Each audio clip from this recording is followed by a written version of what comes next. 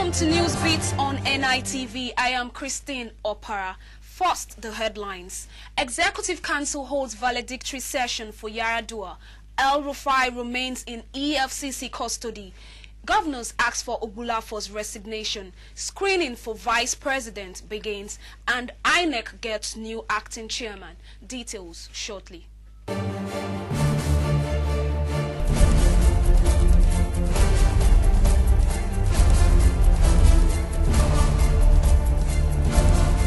The Executive Council of the Federation, Ex-FCT, today dedicated its meeting to the memory of the late President Alhaji Umaru Musa Yar'Adua, who died 7 days ago. And with all humility and sincerity, I am suggesting that such a landmark that could be begotten for this humane and honest leader should be something that is monumental, something that is transparent and known, something that he has also initiated and bequeathed to this nation. There is this airport road. I'm suggesting, with all humility, that we can name it after him in compliance with the prayer number 6. It can be named up from the airport, from the city gate up to the airport as President Musa Yar'Adua Expressway. Yesterday, the National Assembly had a similar exercise as members of the lower chamber gathered all former leaders of the House of Representatives to honor the late president. In the same vein, families and friends of the late President Umaru Yar'Adua came together in Katsina for the 7-day Fidal prayer in his memory.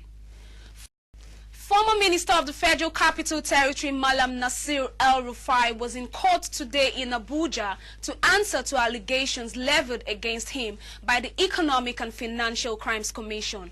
Our correspondent, Adeshayo Adebumi, reports.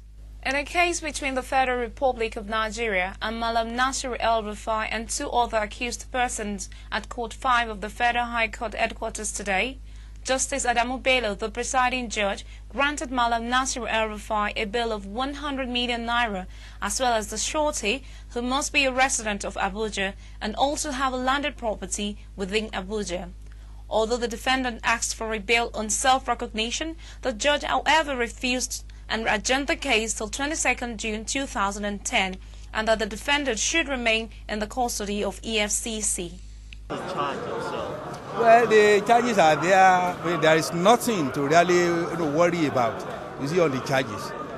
I mean, I have read the charges. I know that there is nothing, you see, to all these charges. That is the position. So you're absolutely ready for trial? Of course, we are ready. Of course, we are ready. In actual fact, before now, if he had been around, we would have probably finished the trial. There's nothing to the trial at all. Nothing, absolutely nothing.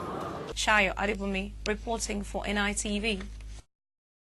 Governors elected on the platform of the People's Democratic Party, PDP, from the Southeast have asked the national chairman of the party, Vincent Ogbulafo, to quit his position. Former National Secretary of the party, Okwesilieze Nwodo, and former Nigerian ambassador to Togo, Thomas Aguiyi-Ironsi, have been suggested as replacements. Meanwhile, the national chairman of the party is said to be considering the request made after the governors met with President Goodluck Jonathan yesterday. The governors after the meeting conveyed the president's position to Ogbulafo, but the National Working Committee (NWC) of the People's Democratic Party insists that Ogbulafo will not resign, as he is yet to be found guilty of the charges levied at him. Ogbulafo was granted bail yesterday after appearing in court to defend himself over fraudulent practices amounting to 104 million naira. He insists on keeping his position until proven guilty by a court of law. 4 possible candidates for the post of Vice President are currently undergoing security screening at the Department of State Security Services. Sources have it that the Deputy Governor of Sokoto State, Alhaji Mukhtar Shagari, and former Kaduna State Governor and Chair on the Senate Committee on Finance, Ahmed Makarfi, were among those being screened. President Goodluck Jonathan is expected to send the name of his nominee to the National Assembly for authorization by the end of the day. According to sources, Issa Yuguda, governor of Bauchi State, who was initially a top contender, was dropped. President Goodluck Jonathan has appointed Mr. Solomon Shoyabi as the new acting chairman of the Independent National Electoral Commission, INEC. He will be taking over from Philip Umeadi, who on his own assumed the post after the former chairman, Maurice Iwu, was asked to proceed on terminal leave. Our correspondent has the details. The newly appointed acting chairman of INEC, Mr. Solomon Shoyabi, today had a parley session with the present staff of the commission after he was formally appointed as the acting chairman of the commission by the president, Dr. Goodluck Jonathan. Mr. Shoyabi, one of the 3 remaining commissioners of INEC, was appointed over Philip Umeadi, the most senior officer and the commissioner in charge of publicity.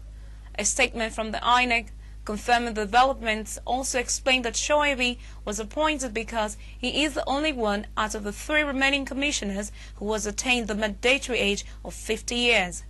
This conforms with Section 14, subsection 1A of the 3rd Schedule to the 1999 Constitution of the Federal Republic of Nigeria, which stipulates that the Independent National Electoral Commission shall be headed by a chairman who, among other considerations, must not be less than 50 years of age.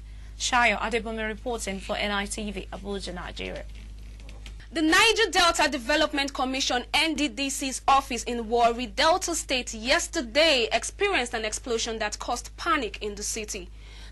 The explosives destroyed the administrative office, equipment and air conditioner in the 2-story building and caused a stampede among residents in Efejuku Street and the neighborhood. No life was recorded lost as the explosion happened when the workers had closed from work. A man who identified himself as the Udemegun of Niger Delta claimed he was responsible for the explosion. Before the incident, the militant had warned that he would attack NDDC offices, Government House Yar'Adua and other places, but was not taken seriously. And that's it for now on Newsbeat. I'm Christine Opara. Thanks for logging on.